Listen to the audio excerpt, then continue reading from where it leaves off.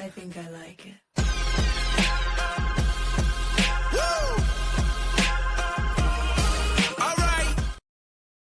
Welcome back to another episode of Sweet Cards, Dude, presented by Houston Card Exchange. What's up, guys? What up, though? How's it going? How y'all doing? Doing Right. well. Doing Cool. well.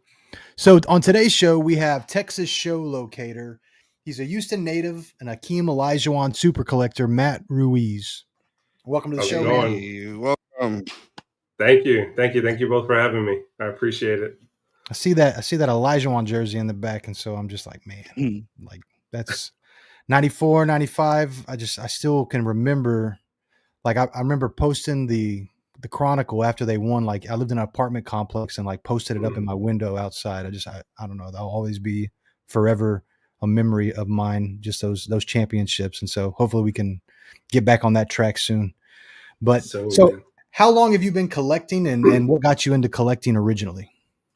I've been a collector since about 11, 12 years old. That's when I originally started. My cousin introduced me to it. I think it's funny because when I was collecting with him, he would give me a lot of his duplicates because I was, not old enough to buy packs of cards, but he would give me his duplicates. And then when we would open the packs, he's like, all right, look, you can have every card in here except the Jordans and the Hakeems. Those are mine.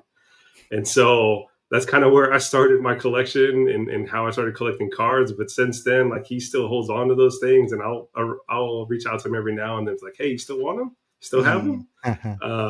But so y'all were opening a lot of basketball back then?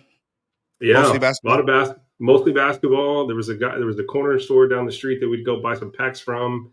And then as I got older, I'd get a lot of my cards from Target. Not even knowing the difference between retail and hobby packs. I would just buy what was there. Yeah. And so, I think, whatever I could find, whatever my mom would let me buy that day, I would get in the pack.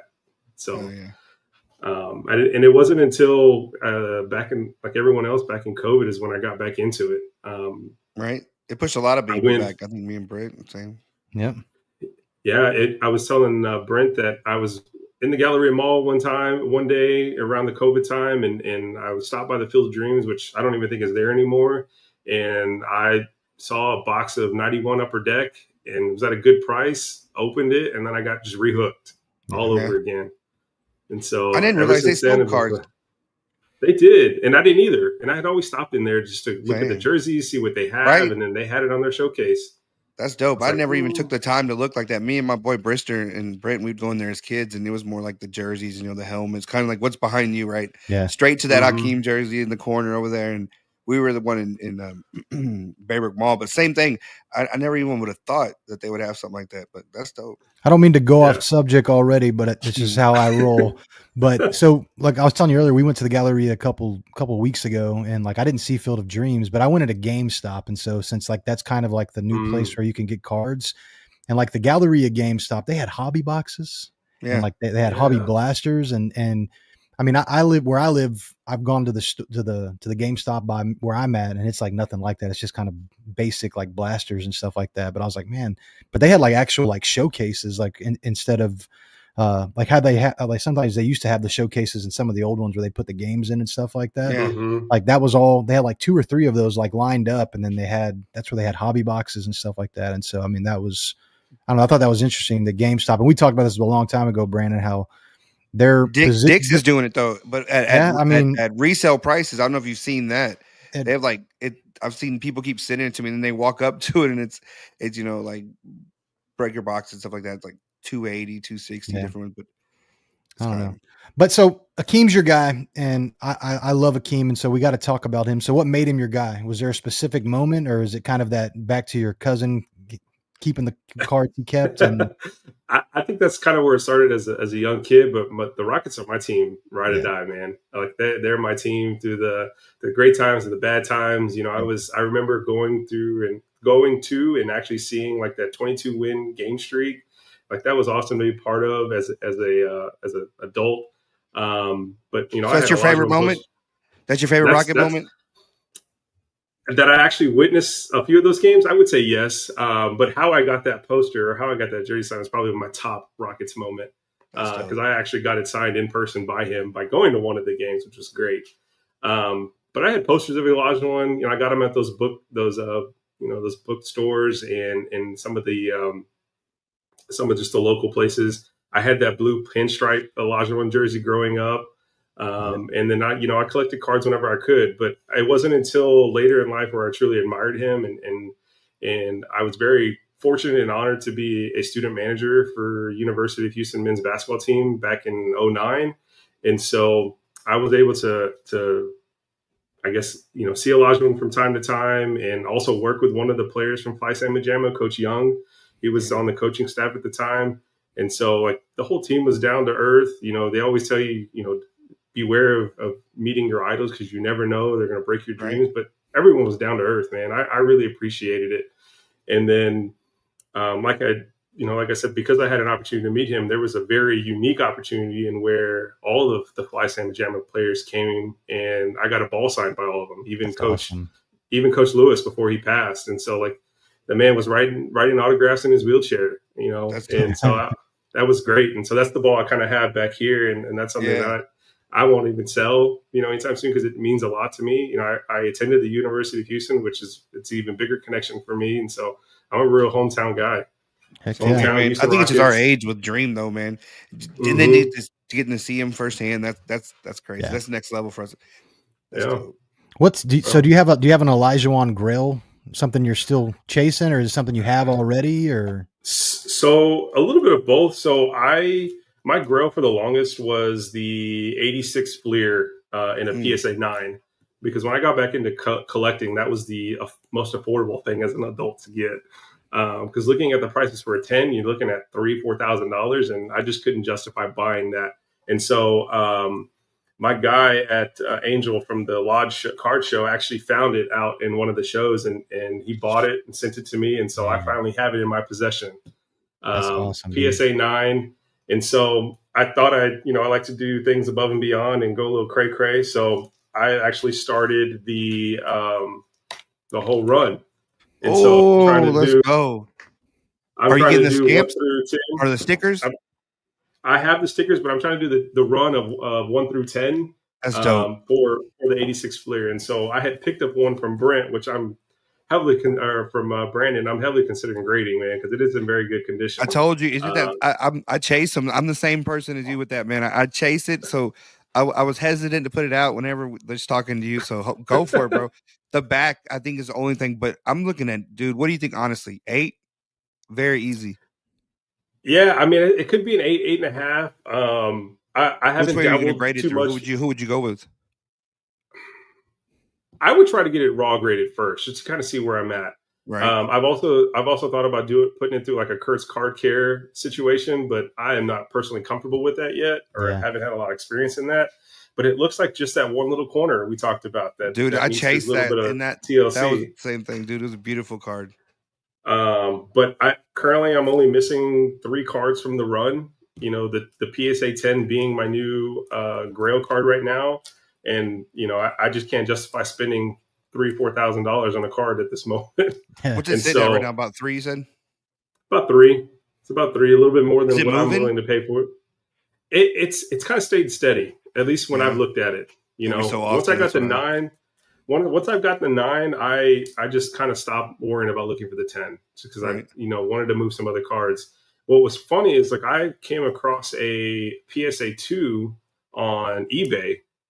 And I was like, I gotta pick it up. So someone was daring enough to get it graded, and then obviously doesn't want it, and so it's going to fulfill my needs. So I might as well, get it so I can go through the line there. So, but yeah, I would say which ones are you missing? I'm missing the 1. You got to destroy 1. I was already thinking that. I was like, there's not probably a 1, so it'd be probably not. So I'm missing the 3, the 4, and the 10. 3, 4, and 10. Okay. It's a fine line, Brent, from not gradable and a 1. You know what I'm saying? It's like, how bad do you just beat it up? I really you got to put a 20, put a 20 with a note and say, "Come on, I need a 1." All I need is the 1, bruh. Hook a boy up. I don't know. But I would say right now the 84 star is probably the one I'm chasing right now. I have it in the reprints. I have all 3 in the reprints, but I mean, it's not the true 84. So have you got any of the ones when he's in the San Antonio, what was it, the blue, the little, I think it was like 94. It's from the All-Star game. I chased that with him. So I got in the corner. I'll show you afterwards, but it's a 95's final. And okay, yeah, it's from an aerial view, and it's on the wall framed, but it's normally on this wall, but I took it down because of you. But yeah, I chase it and then look at it. I don't know, don't want to do that to you, but it's pretty cool. I just like those that teal. You remember it was like the All-Star Phoenix or San Antonio, and it was, I think it's Dikembe on him, or not Dikembe, Shaq. That was the first year of Shaq. So. Yeah. That's cool. Yeah. So Texas Show Locator. So you've become kind of like a go-to resource for a lot of people on what shows are going on in Texas. And so how did you come up with that, and like what's your goal with it? Transparently, I came up with the idea and just talking to a few vendors and going to card shows myself, and then just kind of floated the idea around a couple people, and the response I got was, yeah, that'd be nice. You should try it. And then, I floated the idea for a couple months, and then I work in education, and so I was on spring break, and then I said, you know what, I got some time. Let me crank out a couple Canva pages and start from there, and then it just kind of took off. Overall, I noticed that there was a gap in the hobby that I feel like I could fulfill because of my background in operations. And so not only would benefit me as a collector, but it would benefit, the vendors in knowing, what shows to go to, or how to plan their business, and not have to worry about where to get, their next payday. But I work in the background, and I enjoy setting others up for success. And so I knew that this was going to be something that people would really benefit from. And so I didn't think that there was anything that existed here in Houston, or at least Texas, for, what I provide. I know that there's a couple pages that provide a similar resource, on a national level, or maybe specifically, to sports, or specifically to TCG, because I knew like the way that the shows are going and the way the hobby's going, everything is kind of merging together, and why not provide a resource for both? And so for me personally, when I'm trying to look for shows myself to go to, like I noticed I had to click here for one show, then go to here, then go to here, then go to here. And it just became frustrating for me. And so I wanted to create a one-stop shop for people. And so that's where I kind of got the idea. It's launched on Instagram, which is great. It just recently hit 1,000 followers, which, I think to some it'd be thank you. I think to some it'd be very small, but for me, doing this as a hobby and for something that I really love, it really means a lot, because 1,000 people trust me and trust me as a resource. But I think it's been great. It's taken off, which is amazing. No, when I first met you that day, and then I kind of, you get so many at a show, you're talking to everybody. But then as soon as I was getting in the car, I always call Brent and like, man, I met this dude, and I was like, hey, dude, this dude has a brilliant idea. I like it. And then I started looking at it, and then slowly I was shooting him like your ads, and I was like, this is legit, because you give of good. It isn't just like Houston, like you said. I like how you kind of surround it, and I think it's very informative. I saw you had coin shows on there. Yeah. So I started like the primary concept was to provide like a card and collectible listing. Yeah. Because what I've noticed, and we'll probably talk about this later, is like, it's not just all sports at these shows anymore. It's not just all Pokemon. And I think even if you were to advertise at the Pokemon show, you'll probably have a couple vendors bring their sports stuff. Yeah. And then I started noticing people, wanting to bring or promote their coins. And so like, to me, it's all collectible. The page was never meant to be, never meant to serve one category. It was meant to serve collectors in Texas. Now, it's kind of branched out a little bit to where you see some Comic-Cons on there and all that, but that's because you have vendors there, right? Like you have vendors selling their cards and collectibles. But then, I also noticed that some of the guys that I was talking to, they travel all over Texas. And so why not provide a service, not only for me, if I'm traveling out of town, wanting to go to, let's say, Austin, what's happening in Austin that weekend? Can I step away and go to a show quickly? Or if I'm a vendor in South Texas and I'm trying to go to a show in Dallas, well, what's happening in Dallas? Where can I kind of make my Texas tour so that way I make it get the most for my money. And so it's like I said, the feedback I've received so far has been great. You know, I'm always open to feedback and trying to better the page. But so far it's been great, and the feedback I received has been awesome. And so, yeah.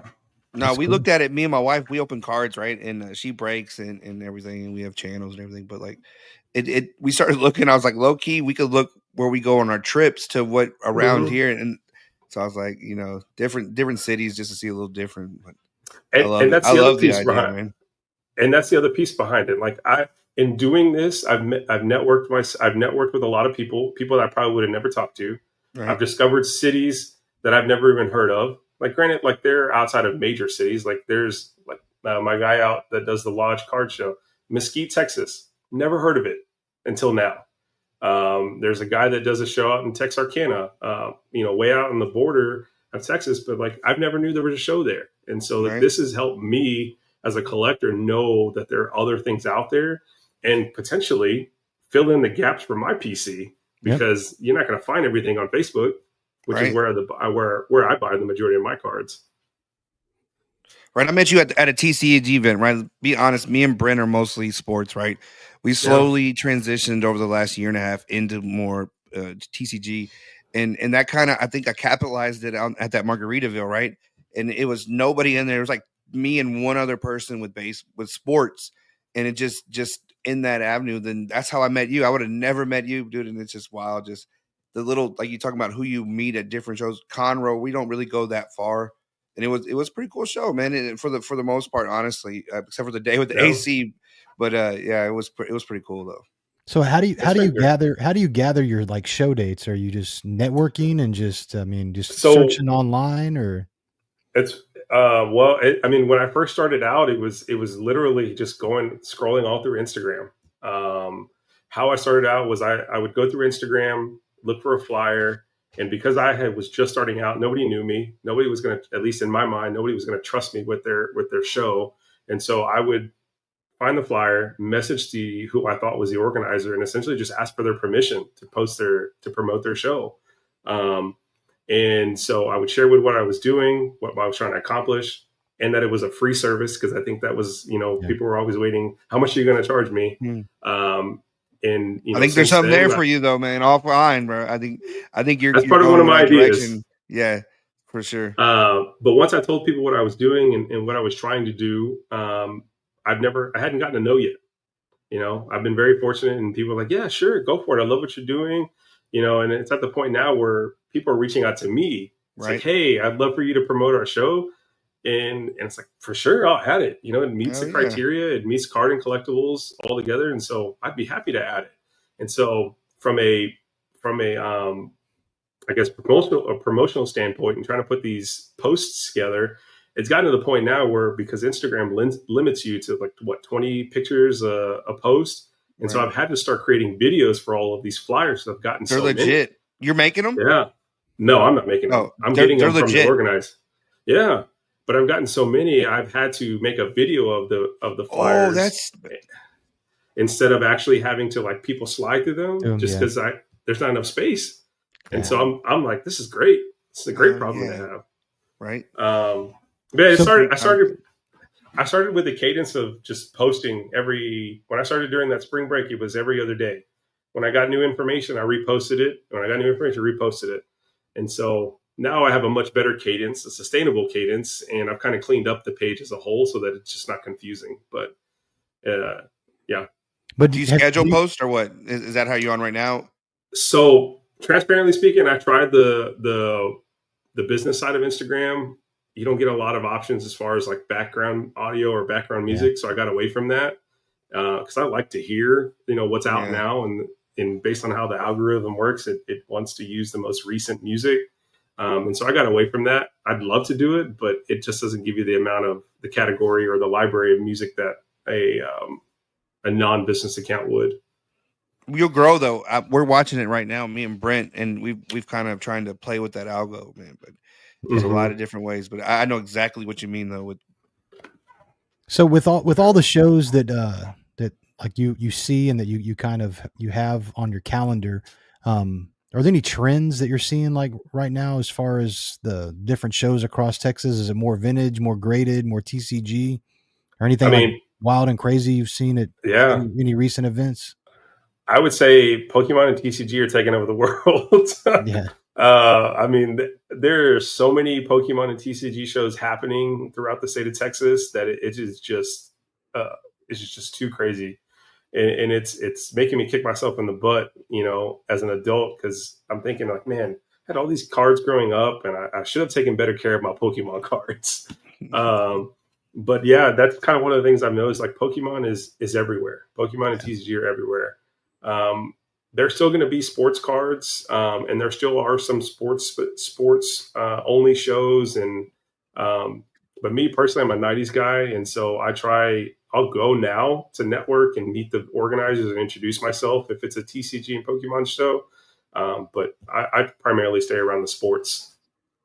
Yeah, but yeah, Pokemon everywhere. I'm going over, man. I crossed over with my kids, and I'm enjoying them, watching them open. I went from me to them just within like the last year, but I do miss it. I do miss it when I see people pull these crazy patches. Seems like every other day OT over there, but man, I need to get back into it. What are you opening right now, mostly? Me, I'm actually just buying right now. I got away from opening packs because I've had to narrow my collection down several times throughout the last few years. I stopped opening packs because I know what I want. I know who I want, and I know who I'm llooking for. And it's gotten to the point now where I'm just trying to fill in gaps. I looked it up today just to make sure I had my stats right.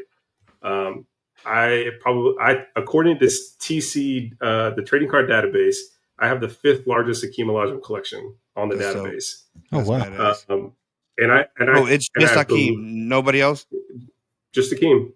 I have about 1,200. I have 1,200 cards of his. I know a few other guys that I've talked to that live here in Houston and now live here in Houston that are also Hakeem collectors, like big Hakeem collectors. But to say that I have that many, I don't know if it's a problem or something to toot my own horn with. But like, I appreciate it. I respect that. No, that's badass. So does any Hakeem card, if you see it, you just buy it? Like, I mean, even a base card, like even are you chasing parallels and all this stuff? Because I know the stuff from back when we were kids, there was not a whole lot of that until it got later in the 90s and stuff. And so I stopped collecting anything Panini unless it is an on-card auto, and even then, if it's reasonably priced. I'm not trying to spend thousands of dollars on a Panini card of Hakeem. I'd rather spend that money on a 90s card, on one of his autographics, that actually, was harder to find back then. And so I try to only collect his playing years, and then anything after his playing years is either a retro, which I have a decent size of his amount of his retros, and on card autos. And so, will you buy any Toronto? I think his final years, I do have some of his Toronto stuff. Yeah, unfortunately, it hurt my heart. It hurt my heart, man. I don't know. For us, I think we're probably close to the same age or relatively same age. He was up there, right? He brought us our first championships, and just to see him go like that. I love that he came back, but it still hurt my heart. Me and Brent, he's low key with it, but he's a big Hakeem fan, and he's had some pretty cool Hakeem stuff over the years. But yeah, I mean, not to go off topic, you saw his son got offered a scholarship at Houston. Yeah, I saw that. That was recent. Yeah, and so like the fact that he wants his family to stay here, he's continuing to be throughout the community, man. Like that's even more of a reason why I enjoy him being a part of my PC. Yeah. So you watch the Rockets at all? I do. I've always said that like Hakeem's probably one of the better, if not the best, around footwork, and so Şengün is probably following in those footsteps. Yeah. And like while Şengün would shoot threes, Hakeem never shot threes, right? Yeah. But when you talk about footwork and the way he plays, like he is the one that closely resembles him. Right. And so I get excited anytime I see a big man playing well, like a true big man playing well. Back towards the basket, posting him down. So no, I think Şengün, Brent's been heavy on him as well. But today, I don't mean to cut you off, but they're talking about trading Reed Sheppard. Did you see that today? Yeah. No. Brent, your boy. I didn't want to tell you. Brent loves him, but no, they're saying that he's not playing up to potential right now. So the lineup isn't consistent, and they're talking about playing 3 forwards. I know I'm getting off topic. I'm sorry, but I'm so intrigued. Me and Brent are big Rockets fans, and it's. I mean, you talk about our hometown team here. This right? is important. They're going all in, but I kind of Cam, I don't want to say it, probably got to be the popular say, but Cam I felt was the one I would have leveraged Reed a little bit before. I think if we're really going to start talking about trading him now, I think we did. Cam, he could be it, but they're talking about Jabari in it. I don't know, man. I'm going off topic. Sorry, but I saw that like literally about an hour ago when Amber sent me something. I was like, "Are you serious?" That's gotta hurt, man. That's gotta hurt. But they're talking about bringing Westbrook back. He's a free agent still. He's a guard. We need a guard right now. We're kind of guard, but salary minimum coming off the bench. That's the issue. I want to say he walked from like 3.1. I know. I'm sorry, Brent. I'm getting off topic, but I think he walked from like 3.1. He would probably want more than that from Denver, right? You expect Denver to be in there, but they're saying us versus Thunder next year. I think we can offer like 2.5 to 3.2, so it's going to be a money thing. So I don't know. We'll see. I would love to see Westbrook. I love Brody when he was here.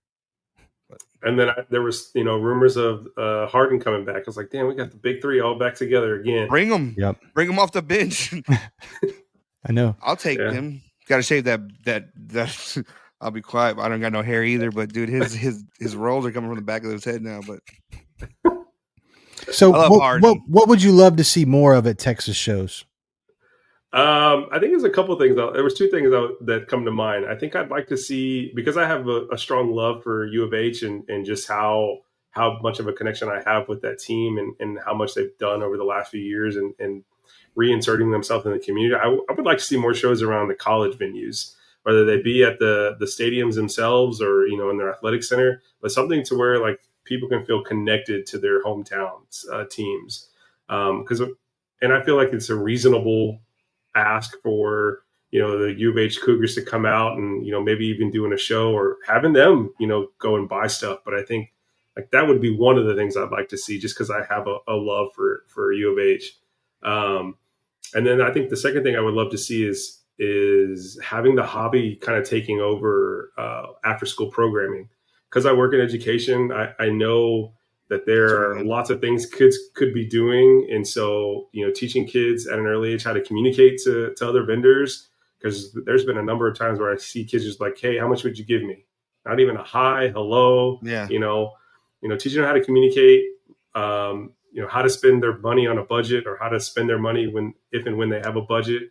And that way they can just kind of live or have the hobby take off even after us. Right. Yeah. Because it's all about giving back to the kids at the end of the day, but I'd like to see it somehow incorporated in education if possible.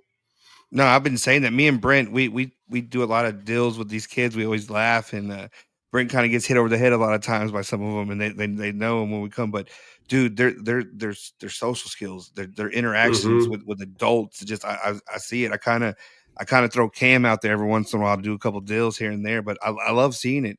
Not being shy to say what you feel and know what you're saying, right? And backed by driven. So I love it. And my cousin Mike, same thing though. We were there. We were there. We were at that same point, right? Like I don't recall going to card shows as a kid, but like at some point we were like that, trying to get somebody to look at our cards, buy our cards, or hell, I don't even know if y'all went to. Was it Strike Zone in Almeida Mall?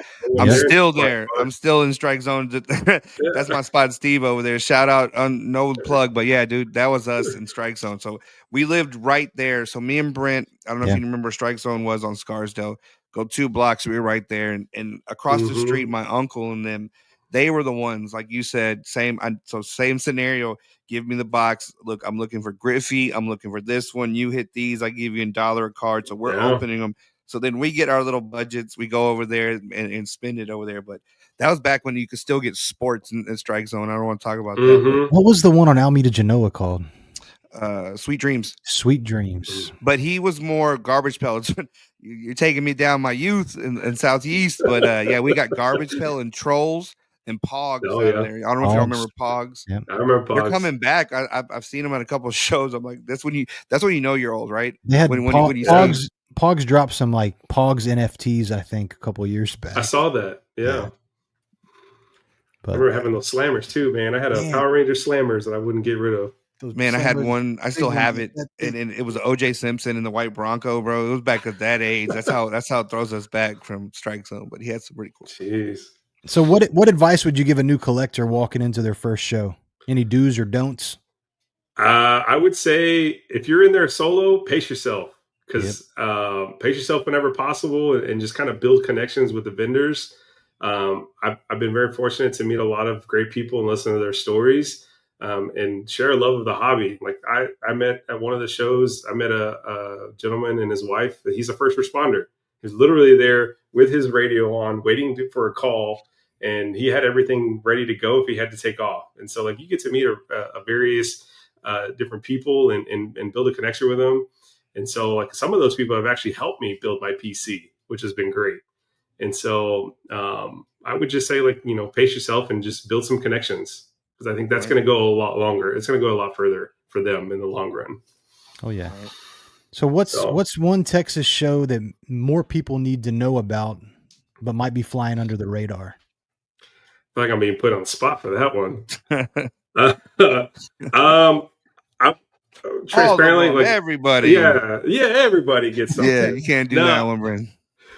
No, I mean, I would say there's been a lot of great shows. Like, what I really like about the shows that we have here in Houston is that they serve different parts of the city. Mm-hmm. And so there are very few that overlap as far as like what side of Houston that they're on.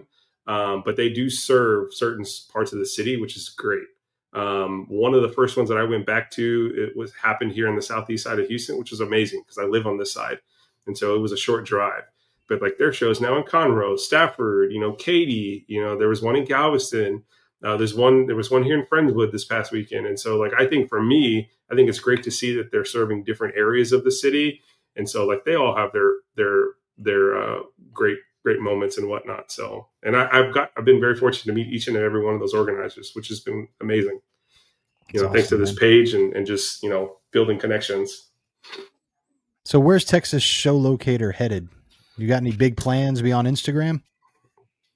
That's a great question. So I have some ideas of where I'd like to take the page, or the direction I'd like to take the page in. But like right now, I think I want to build the momentum of the page, mm-hmm. and just start to become a sponsor of more shows. And who knows?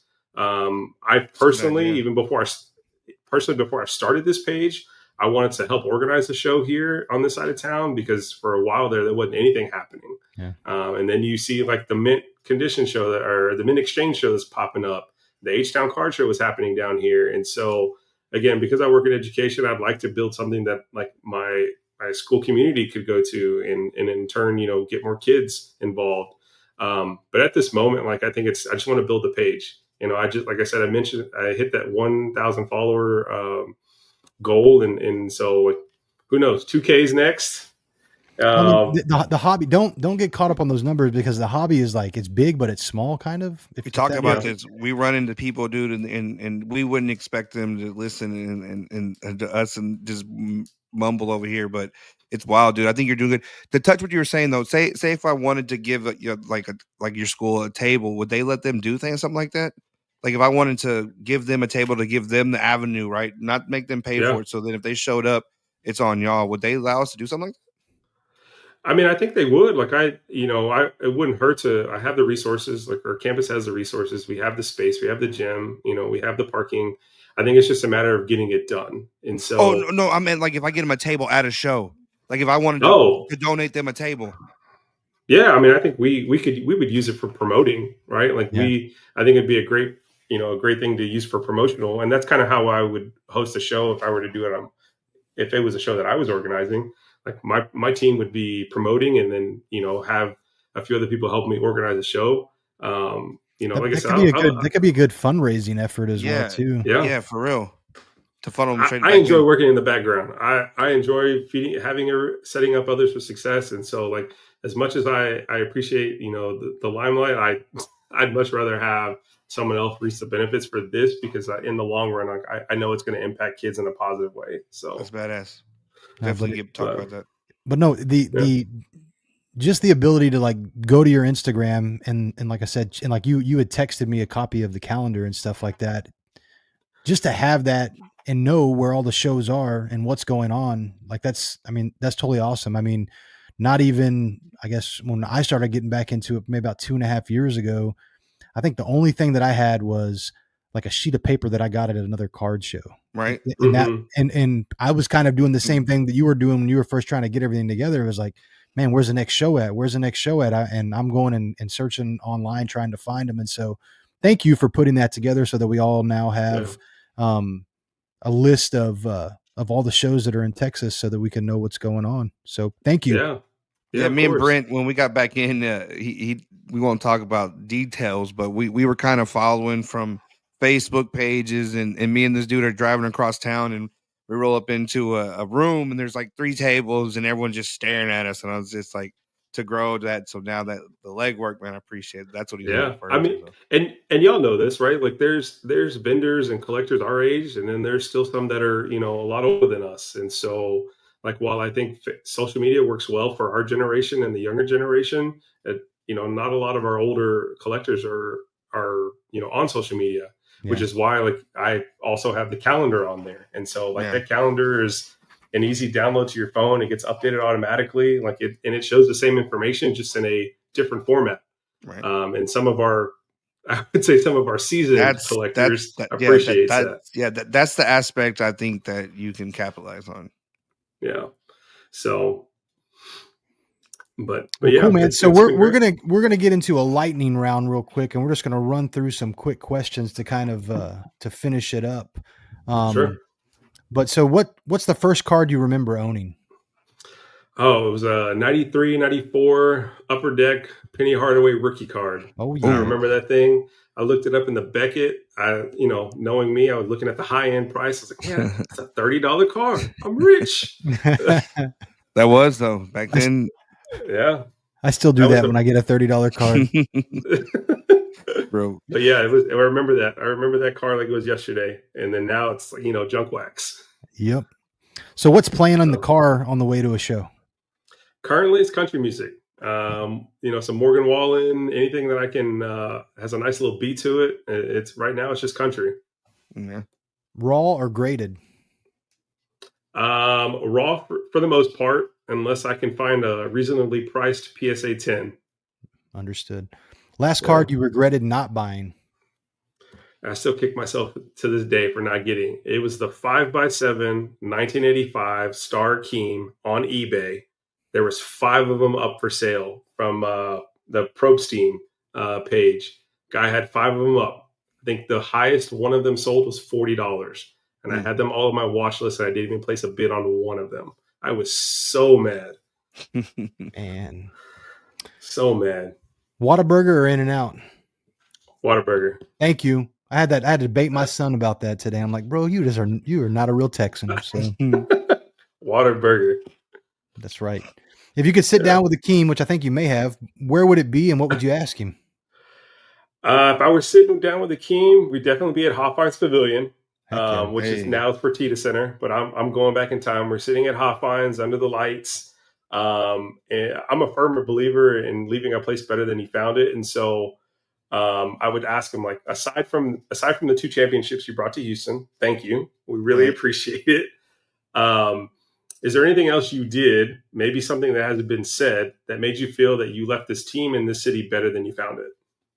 Man, that's a nice one. That was a nice one. So where can they find you at? Is it at Texas _show? You can find the page at Texas Show Locators on Instagram right now. I've got a lot of pages up. I have postings all the way up until February of next year, at least posted. The calendar has stuff all the way up until May of next year because there's already shows promoting their stuff for next year. There's information on the posts. There's a downloadable calendar. And so that would probably be the best way to get this information. Okay, man. Well, Matt, we appreciate you joining us today. Thank you. And anytime, if you want to come back on, you're welcome to come on anytime. And hopefully we can catch up soon in person at one of the shows. And so thank you, man. Thank you both. I appreciate it. All right. This is Sweet Cards, dude.